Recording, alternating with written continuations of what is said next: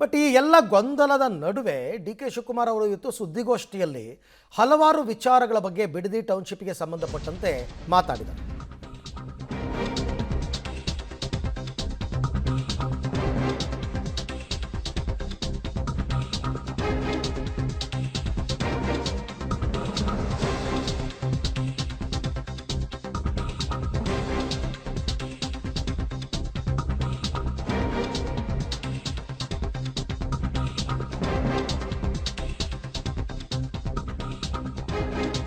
ಆಗಿದ್ದ ಸಿಎಂ ಡಿಕೆಶಿ ಇವತ್ತು ಆಸ್ಫೋಟವಾಗಿರೋದು. ದಳಪತಿಗಳ ವಿರುದ್ಧ ಗುಡುಗಿದ್ದಾರೆ. ನನ್ನನ್ನು ಜೈಲಿಗೆ ಕಳಿಸೋದಕ್ಕೆ ಹುನ್ನಾರ ನಡೀತಾ ಇದೆ. ಕುಮಾರಣ್ಣ ಬೇಕಾದರೆ ನನ್ನನ್ನು ಜೈಲಿಗೆ ಕಳಿಸ್ಲಿ, ನನ್ನನ್ನು ನೀವು ಕೆಣಕೋದಕ್ಕೆ ಹೋಗಬೇಡಿ, ನಾನು ಎಲ್ಲದಕ್ಕೂ ರೆಡಿ ಇದ್ದೀನಿ, ಜೈಲನ್ನೂ ನೋಡಿ ಬಂದಿದ್ದೀನಿ ಅಂತೆಲ್ಲ ಇವತ್ತು ಡಿ ಕೆ ಶಿವಕುಮಾರ್ ಸ್ವಲ್ಪ ಖಾರವಾಗಿ ಪ್ರತಿಕ್ರಿಯೆಯನ್ನು ಕೊಟ್ಟಿದ್ದಾರೆ ಈ ವಿಚಾರವಾಗಿ.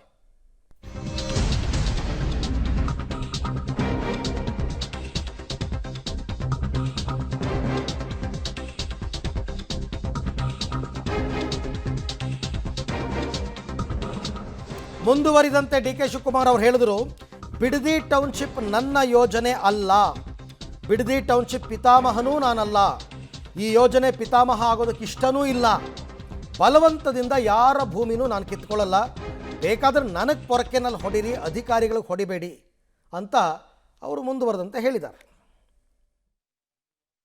ಇದು ನನ್ನ ಕನಸಿನ ಯೋಜನೆ ಅಲ್ಲ, ನನ್ನ ಯೋಜನೆ ಅಲ್ಲ. ಇದು ನನ್ನ ಯೋಜನೆ ಅವಶ್ಯಕತೆಯೂ ಇಲ್ಲ, ನಂದು ಅನ್ಸ್ಕೊಳ್ಳೋಕೆ ಅವಶ್ಯಕತೆಯೂ ಇಲ್ಲ. ನಾನು ಇದಕ್ಕೆ ಪಿತಾಮಹ ಆಗ್ಲಿಕ್ಕೂ ಇಷ್ಟ ಇಲ್ಲ.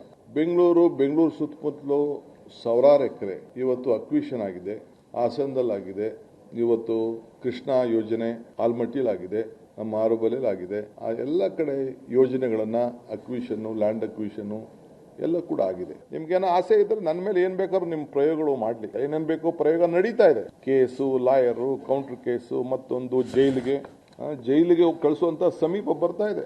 ರೆಡಿ ಇದೀನಿ ಕುಮಾರಣ್ಣ, ಯು ಆರ್ ಮೈ ಬ್ರದರ್. ನೀನು ನನಗೆ ಜೈಲ್ ಕಳಿಸ್ಬೇಕು ಅಂತ ಇತ್ತು, ನೀನು ಆಶೀರ್ವಾದ ಮಾಡು. ಕೃಷ್ಣ ಜನ್ಮಸ್ಥಳದಲ್ಲೂ ನಾನು ಇದ್ದವ್, ನೀನು ಕೂಡ ಬಂದು ನಾನು ಭೇಟಿ ಮಾಡಿದ್ದೀನಿ. DK's cautions against force acquisition, land deal, non land deal ಅಂತೆ. You will be in jail for his misdeeds. I welcome you. You have good advocates. ನಿಮ್ದು, ನಿಮ್ಮ ದೊಡ್ಡ ಕಮ್ಮಣ್ಣ, ಇನ್ನೊಬ್ಬ ದೊಡ್ಡಣ್ಣ ಎಲ್ಲ ನನಗೆ ಅರ್ಥ ಇದೆ, ನನಗೆಲ್ಲ ಪಾಪ ಗೊತ್ತಿದೆ. ನಿಮ್ಮ ಪ್ರಯತ್ನ, ನಿಮ್ಮ ಹೋರಾಟ, ನಿಮ್ಮ ಶ್ರಮ ಏನು, ಬೇರೆ ಬೇರೆ ನಾಯಕರುಗಳು ಯಾರು ಬೆಳಿಬಾರ್ದು ಅಂತ ಹೇಳಿ ನಿಮ್ದು ಏನು ಇದೆಯಲ್ಲ ಎಲ್ಲ ನನಗೆ ಅರಿವಿದೆ. ಆದರೆ ನಿಮ್ಮ ಹಿರಿತನಕ್ಕೆ ನಾನು ನಿಮ್ಮ ನಮಸ್ಕಾರ ಹೇಳ್ಬೇಕಾದ ನನ್ನ ಧರ್ಮ.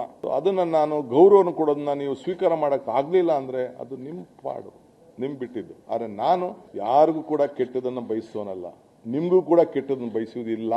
ನನಗೇನು ನೀವು ಜೈಲಿಗೆ ಕಳಿಸ್ಬೇಕು ಅಂತ ತಾವು ಸಂಕಲ್ಪ ಮಾಡಿದ್ದೀರಿ, ಬೇಕಾದ್ರೆ ಮುಂದುವರಿರಿ.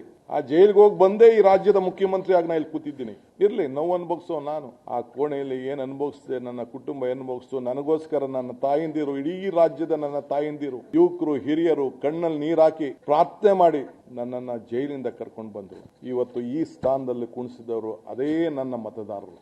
ಅವರು ರೆಡ್ ಝೋನು, ಗ್ರೀನ್ ಝೋನ್ಗೂ ಒಂದು ಪ್ರೈವೇಟ್ ಆಗಿ ಒಂದು ಸಪ್ರೇಟ್ ಆದೇಶ ಹೊರಡಿಸಿದ್ದಾರೆ. ಅದು ಮುಂದುವರಿತದೆ. ಯಾರು ರೈತರು ಇಲ್ಲ ಪಾಪ, ಅವ್ರು ಯಾರು ಮಾರ್ಕೊಳಂಗಿಲ್ಲ, ಅವ್ರ ಬದುಕು ಕಟ್ಕೋಬೇಕು, ಅವ್ರ ಕೈನ ನೋಡ್ಕೋಬೇಕು. ಯಾರು ಮಾರ್ಕೋತೀನಿ, ಇಲ್ಲ ನಾನು ಕೊಟ್ಬಿಡ್ತೀನಿ, ನನ್ಗೆ ದುಡ್ಡು ಕೊಡಿ ಅಂತ ಅಂದ್ರೆ ಈಗಾಗಲೇ ನೋಟಿಫಿಕೇಶನ್ಗಳು ಆಗೋಗಿದೆ. ಯಾರು ಬೇಕಾದ್ರೂ ಹಣ ತೆಗೆದುಕೊಂಡು ಹೋಗ್ಲಿ, ನಾನು ಬಲವಂತ ಮಾಡೋದಿಲ್ಲ. ಮುಂಚಿತವಾಗಿ ನಾನು ರೈತಗಳ ಹತ್ರ, ಅಧಿಕಾರಿಗಳ ಹತ್ರ ಕರೆದು ಮೀಟಿಂಗ್ ಮಾಡಿದ್ದೀನಿ. ಅವ್ರು ಘೋಷಣೆ ಮಾಡಿದ್ದೀನಿ, 2 ರಿಂದ 2.5-3 ಕೋಟಿ ರೂಪಾಯಿವರೆಗೂ ಕೊಡಬೇಕು ಅಂತ ರಿಕ್ವೆಸ್ಟ್ ಮಾಡ್ತಾರೆ. ಆಗಲಿ ಅಂತ ಹೇಳಿದ್ದೀನಿ. ಯಾರು ಮುಂದೆ ಬರ್ತಾರೋ, ಯಾರು ಬೇಕೋ ಅವ್ರು ತೆಗೆದುಕೊಂಡು ಹೋಗ್ಲಿ, ಯಾರು ಬೇಡ ಬಲವಂತ ಏನಿಲ್ಲ. ಅವ್ರ ಭೂಮಿ ಅವ್ರು ಇಟ್ಕೊಳ್ಳಿ, ನಾವು ಬಲವಂತವಾಗಿ ನಾನು ತೆಗೆದುಕೊಳ್ಳುವಂಥ ಅವಶ್ಯಕತೆ ಇಲ್ಲ. ಅವರು ನೆಮ್ಮದಿಯಾಗಿರ್ಬೋದು, ಯಾರು ದಣು ತಗೋಬೇಕಾಗಿಲ್ಲ, ಯಾವ ಸ್ಟ್ರೈಕು ಬೇಡ. ಯಾವ ನನ್ನ ತಾಯಿ ಪೊರಕೆಗೇಟು ನಮ್ಮ ಅಧಿಕಾರಿಗಳು ಹೊಡೆಯೋ ಅವಶ್ಯಕತೆ ಇಲ್ಲ. ನನಗೆ ಬೇಕಾದ್ರೆ ಹೊಡೆಯಲಿ, ನಾನು ಹೊಡೆಸ್ಕೊಳಕ್ಕೆ ರೆಡಿ ಇದ್ದೀನಿ. ನಂದೇನಾದ್ರು ತಪ್ಪಾಗಿತ್ತು, ನಾನೇನಾದ್ರು ತಪ್ಪು ಮಾಡಿದರೆ, ಅವ್ರ ಬದುಕಿಗೆ ನಾನೇನಾದ್ರು ಕೈ ಹಾಕಿದರೆ, ನಾನು ಈ ವಾಸ್ತವಾಂಶ ತಿಳಿಸ್ಬೇಕಲ್ಲ, ಇದನ್ನ ಎಲ್ಲರಿಗೂ ತಿಳಿಸ್ಬೇಕಲ್ಲ. ನಾನು ಹೇಳ್ತಾ ಇದ್ದೀನಿ, ನನ್ನ ರೈತರ, ನನ್ನ ತಾಯಿಂದಿರಿಗೆ ನಿಮ್ಮ ಹತ್ರ ಎಲ್ಲ ಮಾತಾಡಿದ್ದೀನಿ, ನೀವೆಲ್ಲ ಬಂದಿದ್ದೇನೆ ಅಂತ. ನಾನು ಬಲವಂತವಾಗಿ ಯಾವ ಕಾರಣಕ್ಕೂ ನಿಮ್ಮ ಜಮೀನು ತೆಗೆದುಕೊಳ್ಳುವಂಥ ಅವಶ್ಯಕತೆ ನಮ್ಮ ಸರ್ಕಾರಕ್ಕಿಲ್ಲ.